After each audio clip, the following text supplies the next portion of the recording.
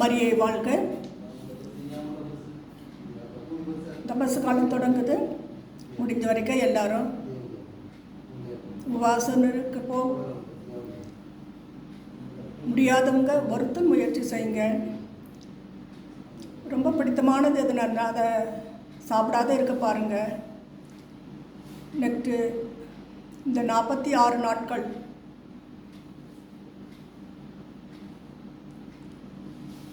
இந்த கறி, மீன், முட்டை இதெல்லாம் அவாய்ட் பண்ண பாருங்கள்.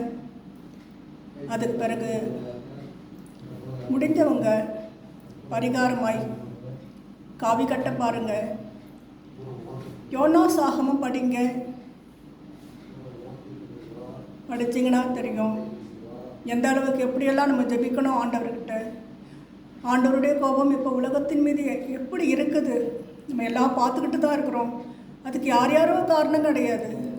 கடவுள் ஏன் கோபமாக இருக்கிறாரு, ஏன் இப்படி அழிக்கிறார், ஏன் இப்படி பண்ணுறாரு அப்படிங்க எதுவும் கிடையாது.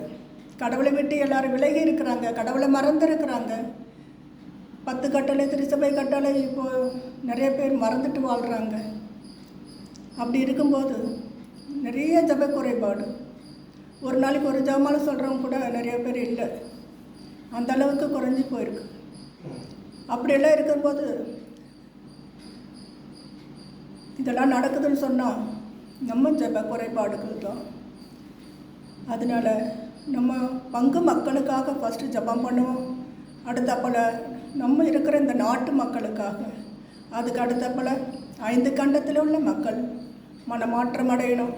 கடவுள் பயம், பக்தி, விசுவாசம் வந்து எல்லாரும் கடவுள் பாதையில் திரும்பணும். இப்படி நம்ம ஜெபிக்கும்போது கட்டாயமாக கடவுளுடைய ஆசீர்வாதத்தை பெறுவோம்.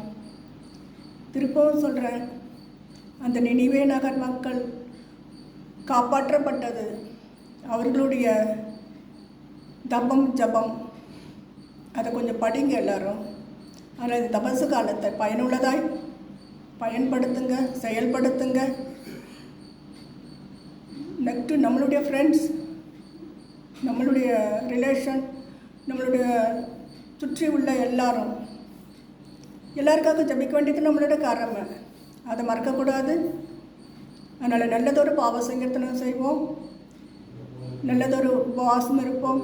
முடிந்த எல்லாரும் காவி கட்ட பாருங்கள். ஒருத்தர் முயற்சியாக இதை செய்வோம்.